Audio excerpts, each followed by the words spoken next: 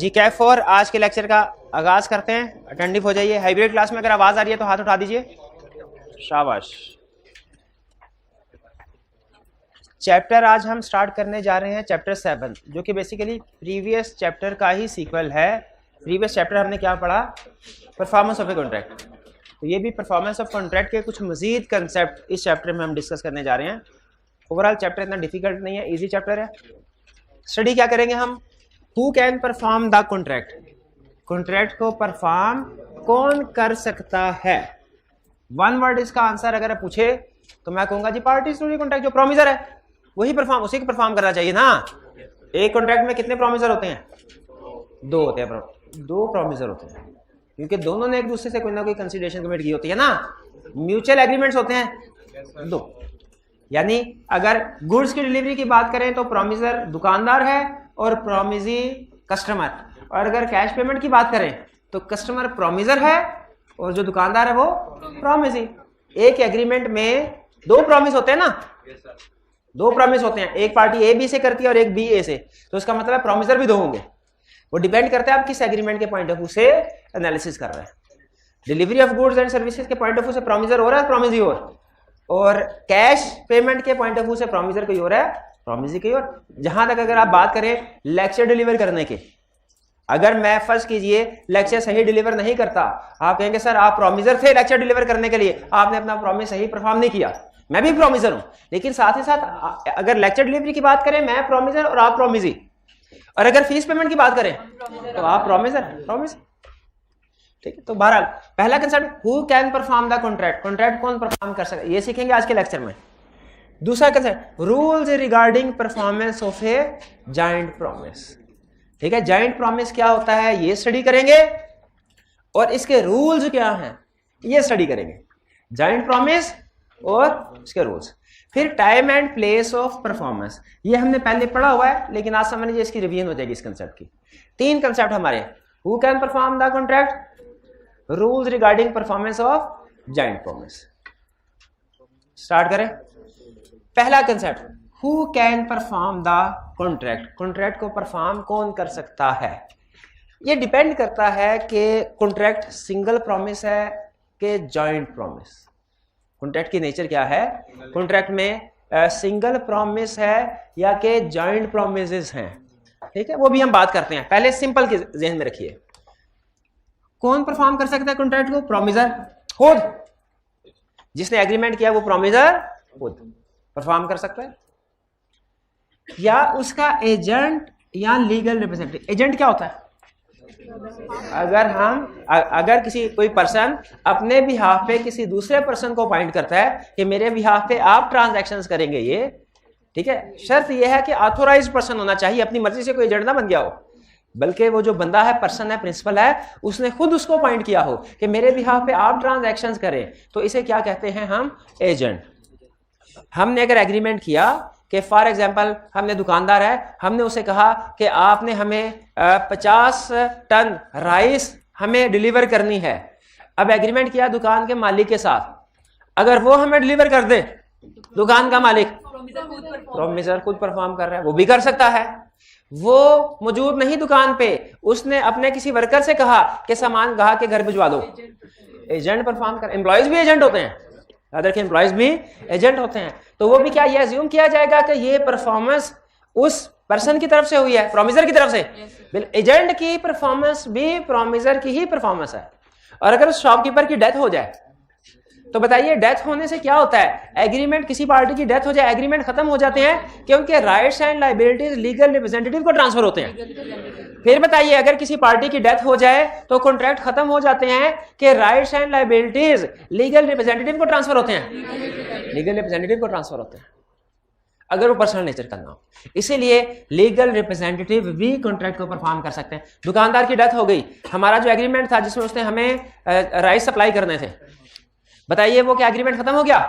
नहीं, कि वो ट्रांसफर हो गया, उसके लीगल रिप्रेजेंटेटिव बिल्कुल ट्रांसफर हो गया।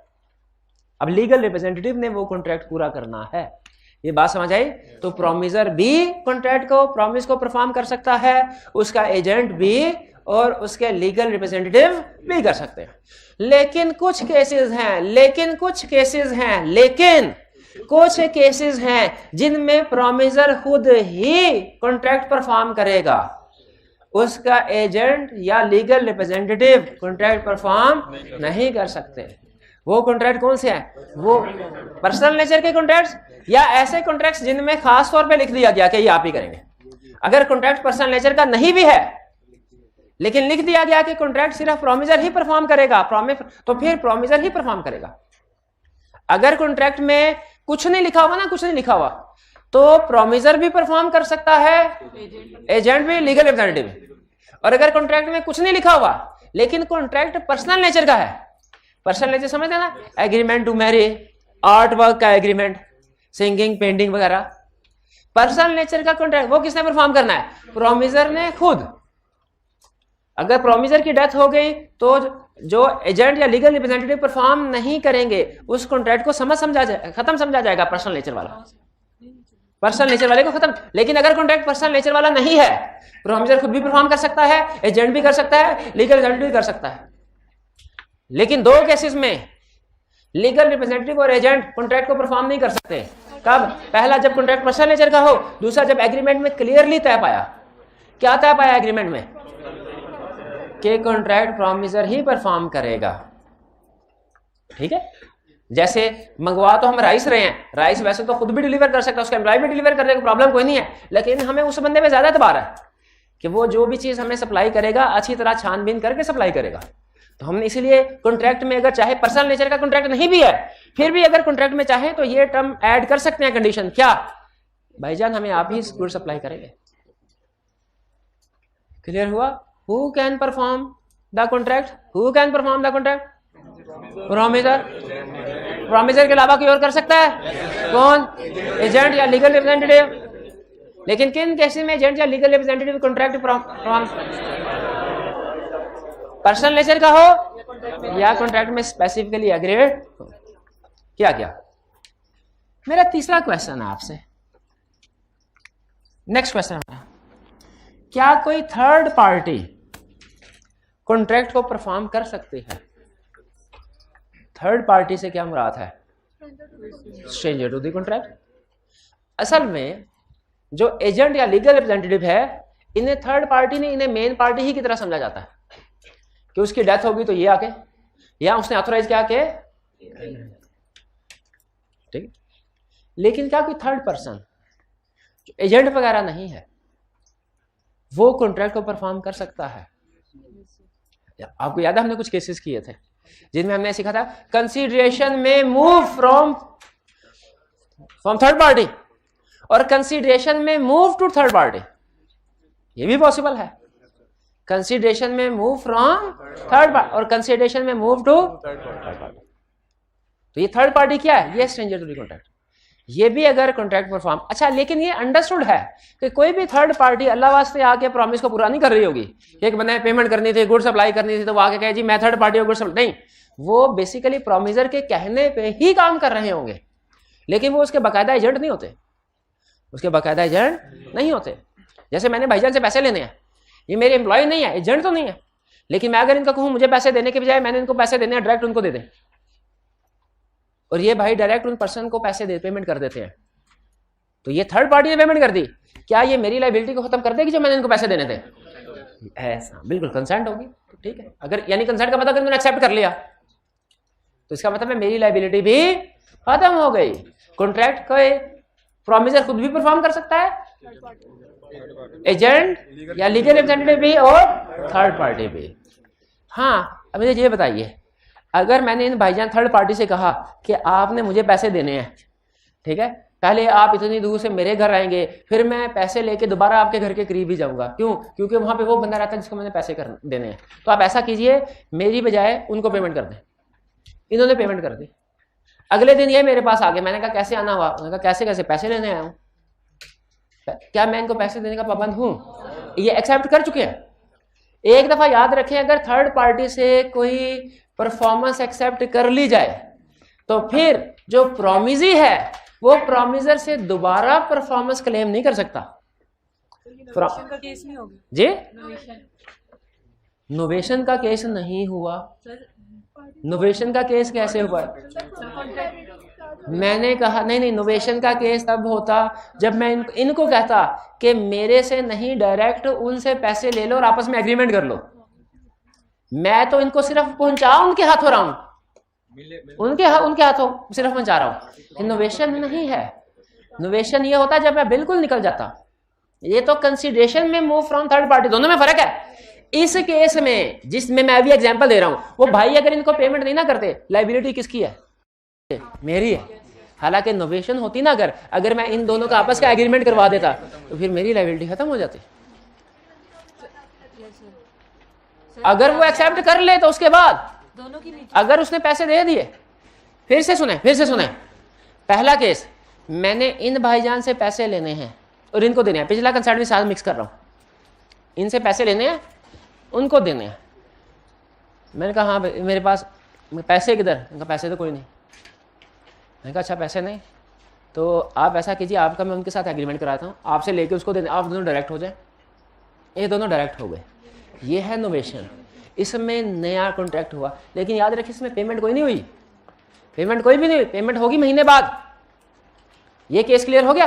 अगला केस, ये भाईजान सर पैसे ले लीजिए, पैसे ले लीजिए। मैंने कहा अच्छा मुझे ना दो, मैंने उस बंदे, तुम उसको दे दो जाके।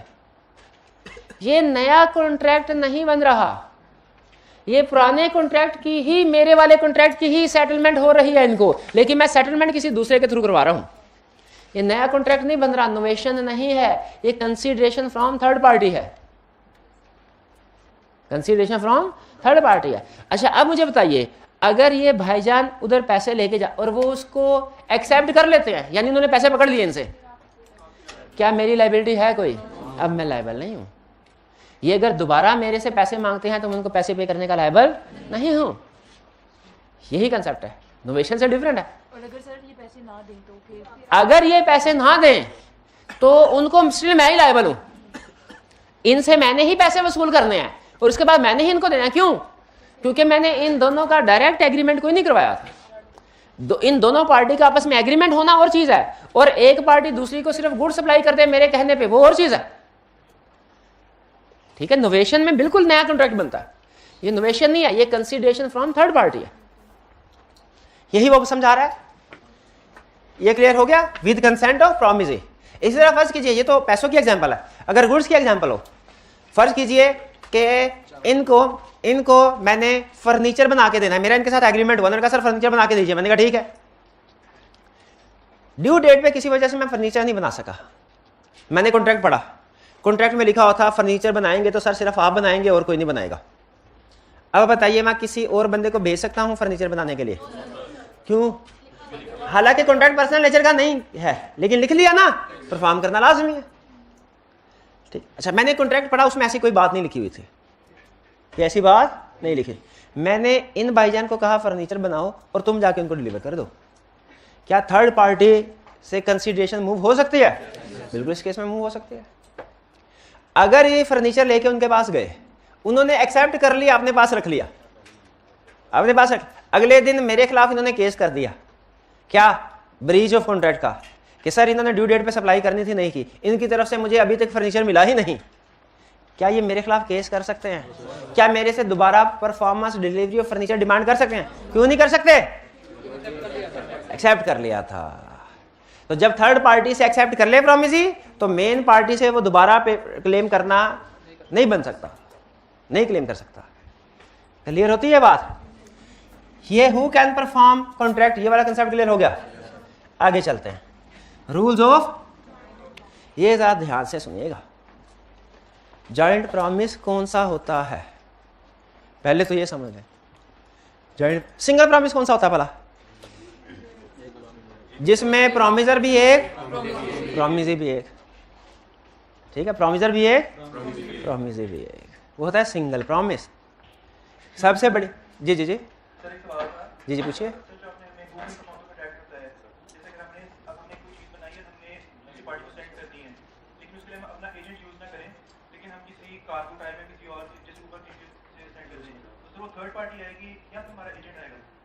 देखिए अगर ट्रांसपोर्टेशन के लिए किसी को यूज करते हैं तो वो हमारा एजेंट ही होगा, उनका सर आपने ना खुद गए सामान डिलीवर करने के लिए और ना ही किसी एम्प्लॉय को भेजा, आपने पाकिस्तान रेलवे पे सामान लोड करवा दिया और उधर से फोन कर दिया उस बंदे को, भाई सामान उठा लेना। अब ये ट्रांसपोर्टर के जरिए से जो सामान भिजवाया, ये कौन सा क्या, ये ट्रांसपोर्टर एजेंट है एक तरह से, वो हमारे बिहाफ पे चीजें डिलीवर कर रहे हैं, ठीक है।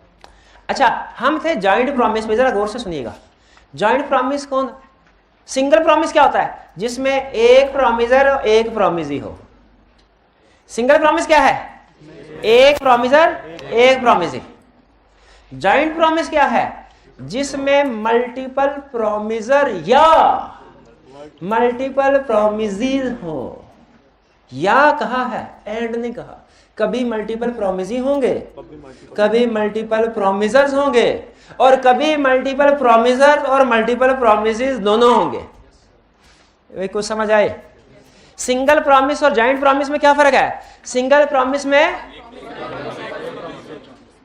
एक प्रॉमिसर एक प्रॉमिसी, और जॉइंट प्रॉमिस में मल्टीपल प्रॉमिसर्स या मल्टीपल प्रॉमिसीज या दोनों होंगे। एग्रीमेंट टू मैरी हमेशा क्या होगा, सिंगल प्रॉमिस। और पार्टनर्स ने किसी बंदे से लोन लिया, पार्टनरशिप ने, ये जॉइंट, क्यों, पार्टनर्स एक से ज्यादा होते हैं, मतलब पार्टनरशिप का पता है ना कंसेप्ट, कभी पढ़ा हो शायद, पार्टनर एक से ज्यादा होते हैं, ये जॉइंट प्रॉमिस। तो सिंगल प्रॉमिस और जॉइंट प्रॉमिस में फर्क समझ आ गया। जॉइंट प्रॉमिस में मैं कभी टर्म यूज कर रहा हूँ जॉइंट प्रॉमिसर्स, इसका मतलब क्या है, प्रॉमिसर का मतलब जितने भी लोगों ने प्रॉमिस किया वो सारे, और कभी मैं कहूंगा जॉइंट प्रॉमिसेस, जितने लोगों से प्रॉमिस किया गया वो सारे, ठीक है। अगर फर्ज कीजिए कि 4 ABC ने मिलके XYZ को लोन दिया, ABC ने मिलके XYZ को लोन दिया, ये सिंगल प्रॉमिस है कि जॉइंट प्रॉमिस, बस एक ही दफा लोन दिया, बार बार नहीं दिया, एक ही दफा लोन दिया, सिंगल प्रॉमिस के जॉइंट प्रॉमिस। इसमें ABC कौन है, अच्छा एक मिनट हरिए जरा। और XYZ ने वादा किया कि महीने के बाद लोन लौटा देंगे, XYZ ने वादा किया महीने के बाद लोन लौटा दे, वापस कर देंगे, और पैसे लेके निकल गए। अब बताइए इस केस में जॉइंट प्रॉमिसर्स कौन है, ना दोनों ना, क्योंकि जो लोग प्रॉमिस पूरा कर चुके हैं वो अब प्रॉमिसर नहीं है, एक तरह से अपना पूरा कर दिया ना उन्होंने, अब तो प्रॉमिसर कौन है, अब किसने वादा पूरा करना है, वो भी प्रॉमिसर थे, लेकिन जब तक उन्होंने लोन दिया नहीं था, लोन दे दिया तो अब वापसी की बारी आ गई ना, अब दूसरा फेज आ गया। अब बताइए XYZ ने लोन वापस करना है ABC को, जॉइंट प्रॉमिसर कौन है, और जॉइंट प्रॉमिसी कौन है, ABC, क्योंकि XYZ ने वादा किया ABC को। ये समझ आया। अब रूल बड़ा इंटरेस्टिंग है, बहुत कमाल के रूल्स, मजे के रूल है, तसल्ली से समझते जाए। Liability to perform joint promise को कौन परफॉर्म करेगा, XYZ सारे कौन है, प्रॉमिसर नहीं, जॉइंट प्रॉमिसर कहें, जॉइंट प्रॉमिसर। अलर्ट होके बैठिएगा, कहानी बड़े अजीब फेज में आ गई है कि XYZ ने ABC को लोन वापस करने का वादा किया हुआ है, अब ड्यू डेट आ गई है, किसकी लायबिलिटी है प्रॉमिस करने की, अच्छा 3 लाख का लोन है, कितने का लोन है, किसकी लायबिलिटी है 3 लाख का लोन पे करने की, XYZ की। इनकी लायबिलिटी है जॉइंट एंड सेवरल, जॉइंट का मतलब समझे, joint means everyone is liable, joint के साथ लिख लें एवरीवन इज लायबल, सेवरल के साथ लिख ले for whole thing, for whole amount. Joint के साथ क्या लिखना है, एवरीवन इज लायबल, सेवरल के साथ क्या लिखना है, फॉर होल अमाउंट। तो जॉइंट प्रोमिसर की लायबिलिटी है joint and several, joint and several. इसका मतलब पता क्या है? जॉइंट एंड सेवरल मतलब हर एक लायबल है। ये तो बात समझ आती है। एक्स भी लायबल है पे करने के लिए, वाई भी लायबल है पे करने के लिए, जेड भी लायबल है पे करने के लिए। लेकिन ये जो सेवरल है ना, सेवरल, सेवरल का मतलब क्या है? For whole amount. इसका मतलब पता क्या है? अभी आप उछलने लगे, अलर्ट हो जाए, अटेंटिव हो जाए, बेंच को पकड़ लें जोर से, ताकि एकदम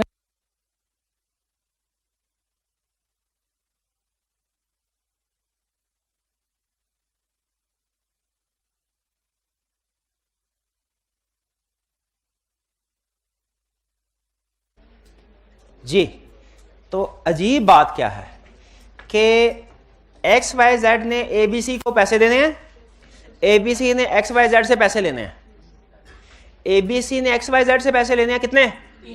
सेवरल का मतलब ये है कि अगर ए बी सी चाहें तो सारे के सारे पैसे मिस्टर एक्स से भी ले सकते हैं, या सारे के सारे पैसे सिर्फ मिस्टर वाई से भी ले सकते हैं, या सारे के सारे पैसे मिस्टर जेड से भी ले सकते हैं। ठीक है, सेवरल का मतलब ये है। जॉइंट का मतलब क्या है? Everyone is liable. सेवरल का मतलब क्या है? For entire amount, whole amount. इसका मतलब ये हुआ कि जॉइंट प्रोमिसर में से हर एक लायबल है पे करने के लिए, और कितने अमाउंट उससे क्लेम की जा सकती है? सारी की सारी, यानी 3। अच्छा, इसका ये मतलब नहीं है, आपके जहन में शायद ये आ रहा हो, पहली चीज तो ये जहन में आती है कि जॉइंट प्रोमिसर के केस में 3 लाख देने हैं, हर एक 1-1 लाख रुपया देगा। अच्छा, लाजमी नहीं। अगर पेमेंट के दिन सब एक इकट्ठा करके 3 लाख दे दें तो ठीक है, लेकिन अगर फर्ज कीजिए कि जिस दिन पेमेंट आई एक्स और वाई निकल गए, भाग गए, जेड काबू आ गया, क्या जेड से सारे के सारे पैसे रिकवर करवाए जाए? यस, ये मतलब है। लेकिन इसका ये मतलब नहीं है कि 3 लाख का 3 लाख एक दफा जेड से लेंगे, फिर 3 लाख का 3 लाख एक दफा वाई से लेंगे, फिर 3 लाख का 3 लाख एक दफा, ये मतलब नहीं है।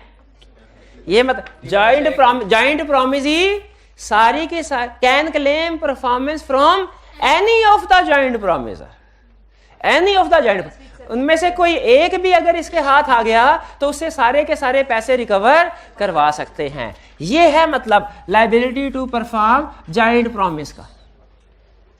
ठीक है, जॉइंट प्रॉमिस के केस में लायबिलिटी क्या है? जो प्रॉमिसर्स हैं, जो जॉइंट प्रॉमिसर हैं एक्स वाई जेड, उनकी लायबिलिटी क्या है? Joint and several.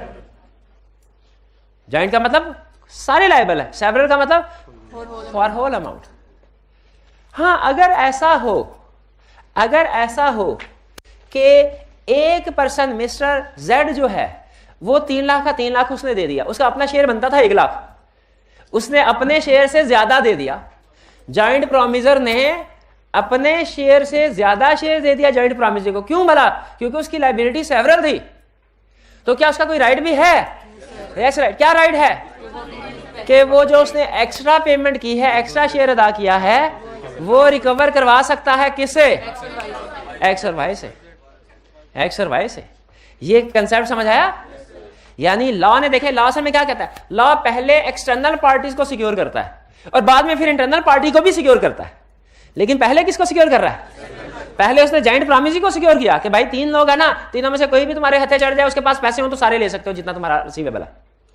लेकिन फिर उसके बाद जिसने पैसे ज्यादा अदा कर दिए, जॉइंट अगर प्रोमिसर में से किसी ने ज्यादा पैसे अदा कर दिए तो लॉ फिर उसको भी सिक्योर कर रहा है। कैसे? कह रहा है तुम दूसरे जॉइंट प्रोमिसर से पैसे रिकवर करवा सकते हो। ये अहम कंसेप्ट है। ये कुछ समझ आया आपको? चलिए,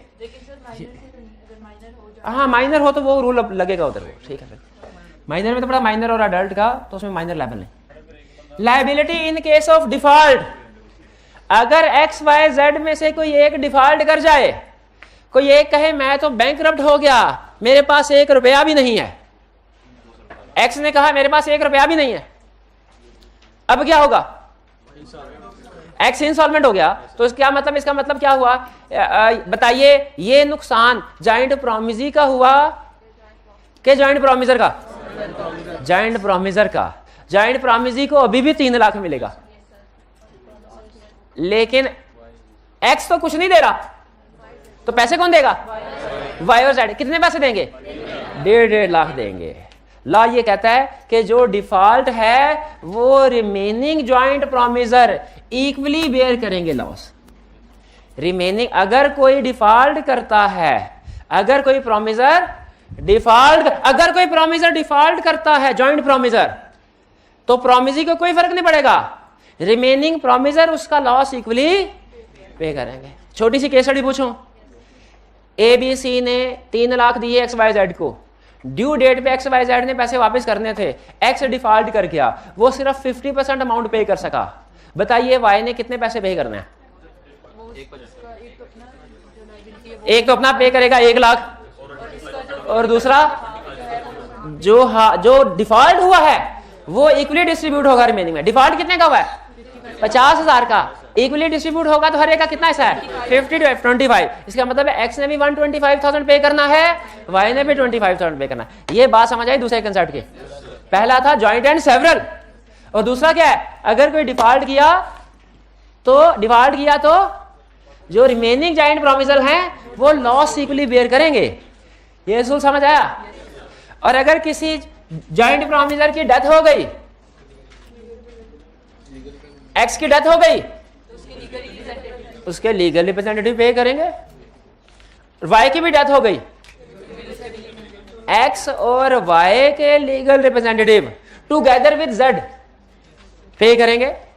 और अगर X, Y और Z तीनों की डेथ हो गई, तीनों के लीगल रिप्रेजेंटेटिव पे करेंगे। और अगर A की डेथ हो गई, A की भी डेथ हो गई, तो X, Y, Z के लीगल रिप्रेजेंटेटिव A के लीगल रिप्रेजेंटेटिव को पे करेंगे together with B and C। और अगर B की भी डेथ हो गई तो X, Y, Z के लीगल रिप्रेजेंटेटिव A और B के लीगल रिप्रेजेंटेटिव को पे करेंगे टुगेदर विद C। अब C को भी मार देते हैं। अगर C की भी डेथ हो गई, अब क्या होगा? X, Y, Z के legal representative A, B, C के लीगल रिप्रेजेंटेटिव को पे करेंगे। लेकिन फर्ज कीजिए इनके कोई दूर के चचा USA में मर जाए, लेकिन वो भाई को गुस्सा चढ़ा, लेकिन वो बहुत अमीर थे और इनके नाम पे प्रॉपर्टी छोड़ गए। अब नहीं दुख रहा? ऐसा हो सकता है ना? अच्छा अब सुने, चचा के नाम पे प्रॉपर्टी जो इनके नाम पे ट्रांसफर हुई वो थी 1 करोड़। 1 पार्टी जैसे ही 1 करोड़ रुपया इनके हाथ आया, फौरन ही बैंक वाला भी आ गया, कहने लगा 1.5 करोड़ दे। उन्होंने कहा 1.5 करोड़ कैसे? उन्होंने कहा भाईजान आपके चचा ने 1.5 करोड़ का लोन लिया हुआ था, जब राइट ट्रांसफर होंगे ना लीगल रिप्रेजेंटेटिव को, तो लायबिलिटीज भी तो ट्रांसफर होंगी। ये क्या कह रहे बैठे बैठाए क्या हो रहा है मेरे साथ? भाईजान क्या करेंगे आप? 1 करोड़ रुपया मिला है लेकिन 1.5 करोड़ लायबिलिटी भी है, ये कहेंगे मेरा कोई चचा ही नहीं है, ले जाओ सारा कुछ। कोई हमारा खानदान में कभी 7 नस्लों में कोई वैसे नहीं गया, कोई नहीं। इसीलिए लॉ ये कहता है जब किसी की डेथ होती है तो उस पार्टी के rights and liability legal representative को ट्रांसफर होते हैं। लेकिन जो लायबिलिटीज ट्रांसफर होंगी ना वो मैक्सिमम राइट की अमाउंट तक की होंगी, उससे ज्यादा नहीं। यानी अगर चचा ने 1.5 करोड़ देना भी था, इनके पास 1 करोड़ आया, ये किस अमाउंट तक लायबल है? सिर्फ 1 करोड़ के लिए, उससे ऊपर के लिए लायबल नहीं है। भाई क्लियर हुई है बात कि जॉइंट रिप्रेजेंटेटिव लीगल रिप्रेजेंटेटिव वाली लायबिलिटी। पहले हमने स्टडी किया था liability to perform joint promise. Liability to perform joint promise क्या लायबिलिटी है? जॉइंट एंड जॉइंट का मतलब ज्यादा सेवरल का समझ आ गया? फिर हमने पढ़ा डिफॉल्ट के केस में क्या होगा? अदर प्रॉमिसर में इक्वली लॉस डिस्ट्रीब्यूट होगा। डेथ के केस में क्या होगा? Legal representative. अगर किसी एक जॉइंट प्रॉमिसर को रिलीज कर दिया जाए, प्रॉमिसी ने क्या किया, एक्स जो था ए, बी और सी के पास गया, जाते ही उनके पैरों में गिर गया, कहने लगा मेरे हालात बहुत खराब, खाने पीने को कुछ नहीं, बराए मेहरबानी आप मुझसे लोन ना लीजिए। ए बी सी ने कहा भाई हम तो वेव नहीं करेंगे, हम तो 1-1 रुपया लेंगे। तो एक्स ने कहा लेना, मैं ये थोड़ी कह रहा हूं आप पैसे ना लें, मैं सिर्फ ये कह रहा हूं मुझसे ना लें, समझे, मुझसे ना लें। तो एबीसी ने कहा तो फिर किससे लें? उन्होंने कहा बी और जो वाई और जेड है उनकी लाइबिलिटी सेवरल है, भूल गए आप, मुझे रिलीज कर दे। वेव नहीं है ये, वेव वाला, वेव का वर्ड नहीं यूज कर रहा, कौन सा वर्ड यूज करो? रिलीज। मुझे रिलीज कर दे और 3 लाख रुपया वाई और जेड से ले ले। ए और बी और सी को तरस आ गया, उन्होंने कहा जाओ तुम्हें रिलीज किया। अगर किसी जॉइंट प्रॉमिसर को रिलीज कर दिया जाए तो बताइए क्या इसका ये मतलब है कि वाई और जेड भी रिलीज हो गए? वाई और जेड रिलीज नहीं हुए। वाई और जेड स्टिल लायबल है, स्टिल लायबल है। कितने अमाउंट के? कितने? For whole amount, for whole amount. अब जरा बताइए अगर वाई और जेड ने 1.5 लाख रुपया दे दिया तब वाई और जेड क्या करें? वो एक्स से पैसे लेंगे। एक्स कहेगा मुझे तो ए बी सी ने रिलीज कर दिया, वाई एक तरफ से लगाएगा, जेड दूसरी तरफ से लगाएगा, कहेगा वो ए बी सी ने रिलीज किया है, हमने थोड़े किया है। लॉ में लिखा हुआ है कि अब तुम हमें पैसे दोगे। तो याद रखें रिलीज ऑफ जॉइंट प्रॉमिसर का कंसेप्ट समझ आ गया? ये वेवर वाला कंसेप्ट नहीं है, ये रिलीज वाला कंसेप्ट। वेवर में तो फिर पैसे लेने नहीं ना होते, रिलीज है यानी पैसे लेने लेकिन इसे नहीं लेने। तो इसका मतलब क्या है कि जो दूसरे जॉइंट प्रॉमिसर है वो अपनी लायबिलिटी से डिस्चार्ज नहीं हुए, उनकी लायबिलिटी स्टिल सेवरल ही है। लेकिन हाँ अब वो अपने शेयर से ज्यादा पे करेंगे तो वो उस रिलीज प्रॉमिसर से सकते हैं, यानी जो रिलीज्ड प्रॉमिसर है वो स्टिल लायबल है। किसको? वाई और जी को। रूल समझ आए? है ना इंटरेस्टिंग रूल? घुमाया सर इन्होंने। सबसे पहला बताइए पहला रूल जॉइंट प्रॉमिस का क्या है? सेवरल। जॉइंटली का मतलब क्या है? जॉइंटली का मतलब है सारे लायबल हैं। सेवरली का मतलब क्या है? होल अमाउंट का मतलब क्या? केस स्टडी में क्या करेगा? एक बंदे से सारे पैसे निकलवा लेगा। तो फिर क्या होगा? जिस बंदे ने ज्यादा शेयर पे किया हुआ है वो दूसरे जॉइंट प्रॉमिसर से रिकवर करवाएगा। क्लियर होगी ये चीज? और डिफॉल्ट कर जाए अगर कोई जॉइंट प्रॉमिसर तो जो रिमेनिंग जॉइंट वो इक्वली लॉस बेयर करेंगे, यानी प्रॉमिसी सेफ है। अगर डेथ हो जाए किसी की पे करेंगे अलोंग विद सर्वाइविंग जो प्रॉमिस जॉइंट प्रॉमिसर होंगे। अगर उनकी भी डेथ होता है तो सारे लीगल रिप्रेजेंटेटिव मिलके पे करेंगे। अच्छा रिलीज ऑफ जॉइंट प्रॉमिसर का मतलब क्या? ये समझ आया कि प्रॉमिसी ने कहा हम आपसे पैसे नहीं लेंगे, तो किससे पैसे लेंगे? बाकी प्रॉमिसर से। और अगर बाकी प्रॉमिसर अपने शेयर से ज्यादा पे कर देते हैं यानी जॉइंट प्रॉमिसर, एक प्रॉमिसर को रिलीज कर दिया जाए तो बाकी जॉइंट प्रॉमिसर रिलीज, और जिस प्रॉमिसर को रिलीज किया गया है वो अब प्रॉमिसी को तो पेमेंट नहीं करेगा क्योंकि उन्होंने रिलीज कर, लेकिन वो बाकी जॉइंट प्रॉमिसर को लायबल है। कुछ आती है बात समझ में? अब एक और कंसेप्ट,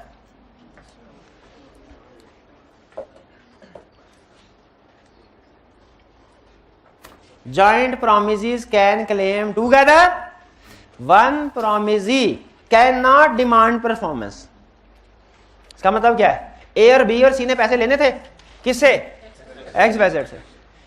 ए पहुंच गया एक्स वाई जेड के साथ, लाओ 3 लाख। एक्स वाई जेड ने क्या कहा? पैसे नहीं देना, भागो। क्यों? उसने कहा बाकी को भी लेके आओ, हम तुम्हें पैसे देते तुम निकल जाओ। बाकी तो यही कह रहा है अगर जॉइंट प्रॉमिसी है ना, सारे प्रॉमिसी मिलके परफॉर्मेंस डिमांड करेंगे, एक प्रॉमिसी चुपके से जाके नहीं कहेगा मुझे पेमेंट दे दो। एक प्रॉमिसी परफॉर्मेंस को डिमांड नहीं कर सकता, सारे प्रॉमिसी मिलके जाएंगे। अच्छा ये अजीब कंसेप्ट है। अजीब कैसे? कि प्रॉमिसी एक भी हो ना तो उससे पैसे निकलवाए जा सकते हैं, लेकिन प्रॉमिसर का इकट्ठे होना जरूरी है। Promise okay okay okay okay okay promiser reverse कर लेते हैं, reverse cut cut cut cut cut वापस आ जाए। इसका मतलब क्या हुआ कि अगर जॉइंट प्रॉमिसर हैं, जॉइंट प्रॉमिसर में से कोई एक भी मौजूद है उससे सारे का सारा लोन मांगा जा सकता है, लेकिन जॉइंट प्रॉमिसी हैं वो जब तक सारे इकट्ठे नहीं होंगे पेमेंट डिमांड नहीं कर सकते, परफॉर्मेंस डिमांड नहीं कर सकते। ठीक है? इसका मतलब है पेमेंट के लिए सारे प्रॉमिसर का होना जरूरी नहीं है, एक भी प्रॉमिसर होगा पेमेंट ली जा सकती है, लेकिन सारे प्रॉमिसी का होना जरूरी है। ठीक है, पेमेंट पे करने के लिए प्रोमिसर का सारे इकट्ठा होना जरूरी, एक प्रोमिसर से भी पैसे लिए जा सकते क्योंकि लायबिलिटी सेवरल है लेकिन राइट सेवरल नहीं है। का मतलब क्या है कि अगर प्रोमिसी ने पैसे लेने हैं तो सारे इकट्ठे होके आएंगे तो उनको पैसे मिलेंगे। Single promisee can not demand performance. हाँ, अगर ऑथोराइज कर दिया जाए एक को, बाकी ऑथोराइज कर दे तो फिर ठीक है, फिर ठीक है। जैसे पार्टनरशिप में बात ऐसे होता है, ऑथोराइज कर दिया जाता है एक पार्टनर को कि भाई सारे पार्टनर इकट्ठे होकर थोड़ी पैसे लेने जाएंगे, एक वो ले लिया, वो ठीक है।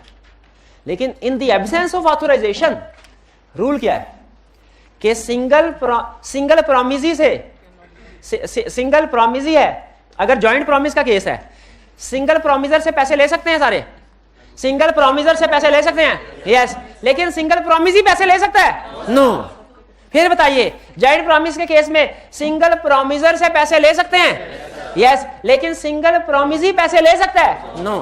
प्रोमिसी का इकट्ठे होना जरूरी है, जॉइंट प्रोमिसर का इकट्ठे होना जरूरी नहीं है। समझ आई बात? ठीक है। अच्छा, मुझे यह बताइए कि अगर 4 लोग बैंक से लोन लेके आ गए, जॉइंट प्रॉमिस है कि सिंगल? जॉइंट। उन्होंने कहा हम 6 महीने बाद पे कर देंगे, इसमें जॉइंट प्रॉमिसर कौन है? जॉइंट प्रॉमिसर कौन है? वो 4 लोग, और प्रॉमिसी कौन है? बैंक। ठीक है, बैंक किसी एक बंदे से पेमेंट निकलवा सकता है? बिल्कुल, एक बंदे से भी निकलवा सकता है। लेकिन अगर 2 बैंक हैं, उन दोनों बैंकों ने मिलके 4 लोगों को लोन दिया है, जॉइंट प्रॉमिस है? दोनों बैंक मिलके किसी एक प्रोमिसर से सारे पैसे निकलवा सकते हैं, यस। और अगर कोई एक बैंक आके उनके कहे, वो नहीं निकलवा सकता, वो नहीं निकलवा सकता। आई कैप ने एक केस स्टडी में क्वेश्चन पूछा, ठीक है, उसने कहा ए और बी ने सी और डी को लोन दिया, ए और बी ने सी और डी को लोन दिया। ए ने ड्यू डेट पे जाके सी से कहा लोन वापस करो, सी ने इनकार कर दिया। बताइए, क्या सी के खिलाफ केस फाइल किया जा सकता है? नहीं। क्यों नहीं किया जा सकता? क्योंकि जॉइंट ने, ए अकेला नहीं कर सकता, ए और बी दोनों मिलके पैसे मांगते और वो ना देता ना, फिर उनके खिलाफ केस फाइल किया जा सकता था। ये कंसेप्ट समझ आ गया जॉइंट प्रॉमिस? ठीक है, ये इसमें यही समझाने की कोशिश कर रहा है, joint promisees can claim together, one promisee can not claim performance. इसको पढ़ के देखे, समझ आई है? One promisee can not demand performance. Clear? चलिए, अब ऐसा करते हैं, मेरा हाल है यहाँ पे रोक देते हैं, ठीक है, इतना का। बाकी छोटा सा कंसेप्ट है, पढ़ाने को पढ़ाया भी जा सकता है, लेकिन कोई इतनी, हाँ जी, कल कर लेंगे। एग्जाम टिप ये किस प्रीवियस चैप्टर की पेंडिंग है?